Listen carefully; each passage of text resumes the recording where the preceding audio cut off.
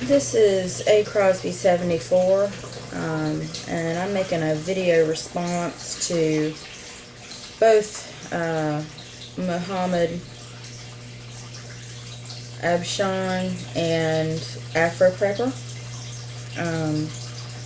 with the question of, are we a food stamp nation? And I think we very much are. It's sad, but I don't think there's any more shame left in America. I think we have forgotten what it means to be ashamed of asking for a handout or asking for help. It's a kind of a pride thing. The pride has gone out of a lot of our people. And I think that there was a time in America's history where people were ashamed to ask for help, embarrassed even. And I think that time has passed for a lot of people. Not everybody. And sadly, the older people tend to be the ones who are too proud to ask for help and the ones who need it the most. But that just seems to be the way it is. They were raised old school and they're used to things being a certain way. And as far as us being a food stamp nation, I've actually been down and out before, and my husband and I, when we first got married, the first 6 months of our life, of our marriage, we were both in college, and we were trying to make ends meet. And I had gotten laid off from my part-time job, and we were both full-time students, and we worked part-time to pay the bills and to pay for books and to pay tuition. And we didn't have enough money left over. We lived on campus in a married couple's apartment, and it was tiny little 70s apartment. And it wasn't the 70s.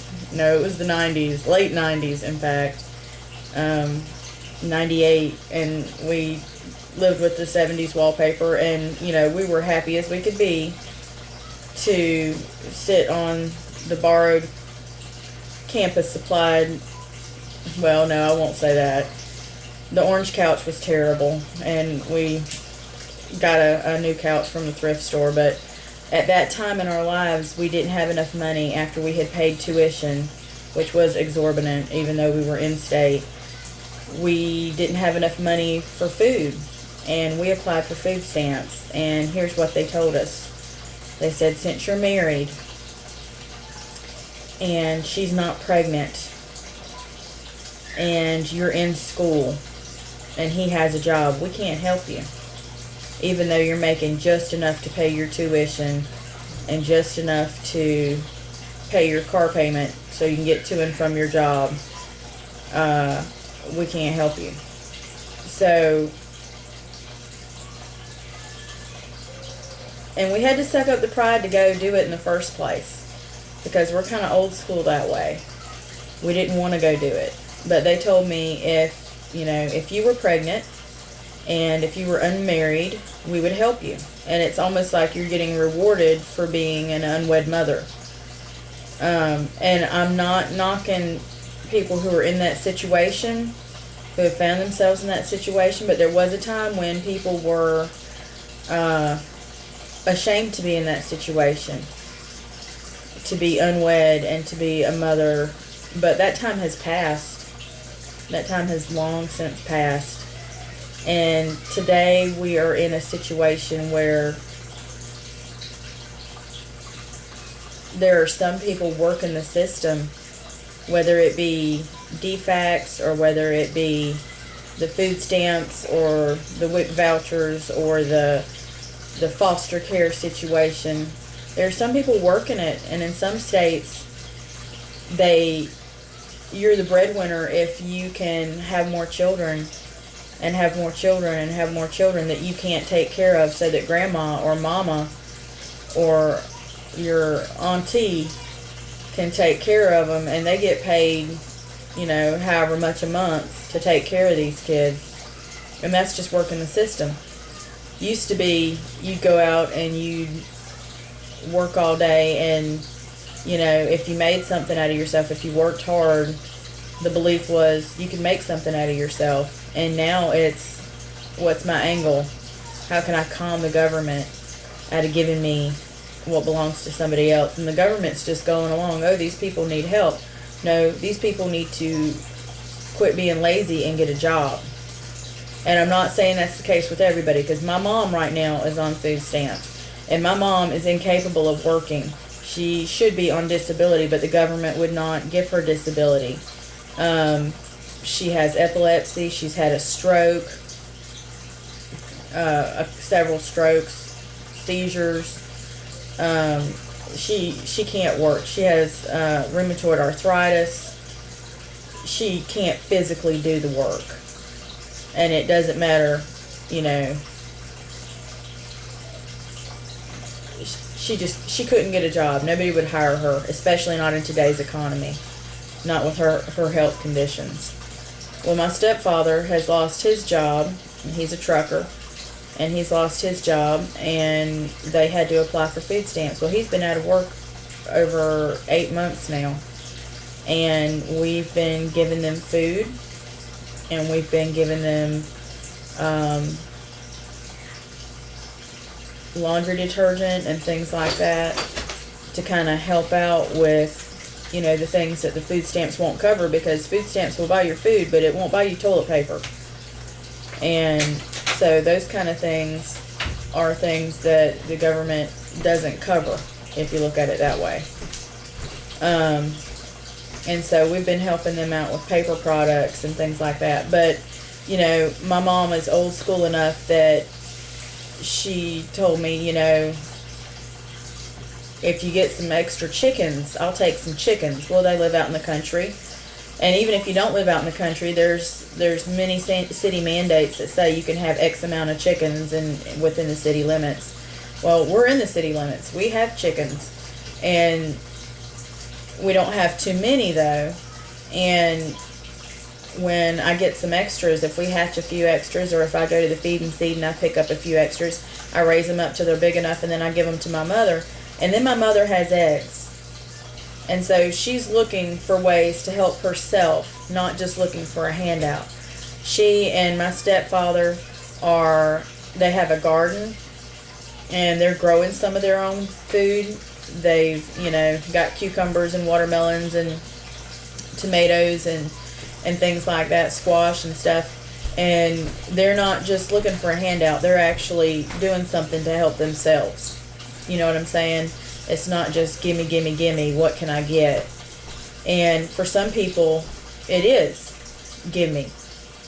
And it is what can I get? And I don't feel like I should have to pay my tax dollars, my paycheck, where I work hard, and a fourth of my paycheck, sometimes it seems like almost a third of my paycheck, is going towards insurance and taxes to pay for people that are too sorry to work.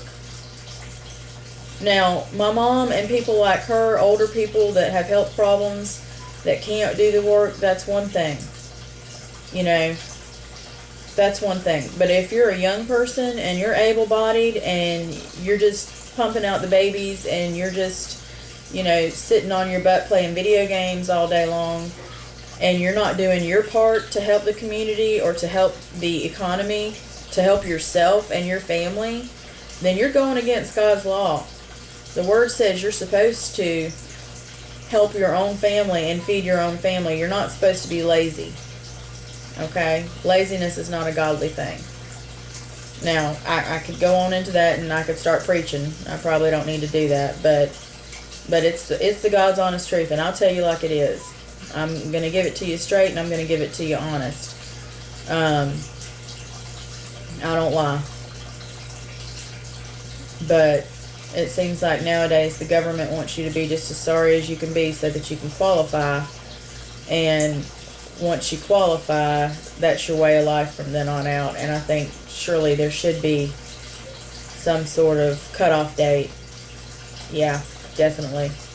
But there should also be some allowances for people who have health problems and who can't make it on their own. My mom and stepdad are lucky enough to have family that can help them out. And until my stepdad can find a job, and he's been looking for a job, he's looked all over the place. He's applied all over I know 5 or 6 places he's applied right off the top of my head. And it's not that he's not trying to get work, it's just that the work isn't there to be gotten. In our area, and with my mom's health problems, he doesn't want to go too far away from her.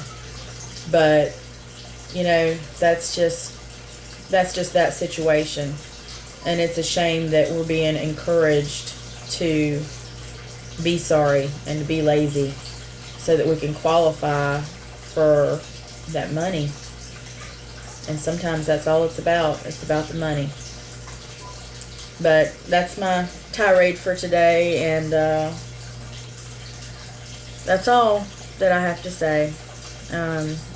If you like what I have to say, you're welcome to tune in to my website. I've got all kinds of interest, and you can go to my YouTube channel and check out things that I do around the house to, you know, take care of mine and my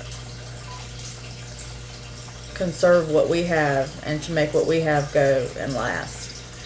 We have chickens, we have ducks, we have a garden, we have raised beds, and we do what we can to make every last bit of my paycheck stretch, because my husband lost his job over a year ago. So we know what it is to be down and out, because we're living on one income right now, and it's not always easy, and I know that. And Afroprepper's right when he says it's not a white thing, it's not a black thing, it's a poor thing. And we're all a lot poorer nowadays, I think, than we have been in the past. But anyway, that's all I got for today. Thanks.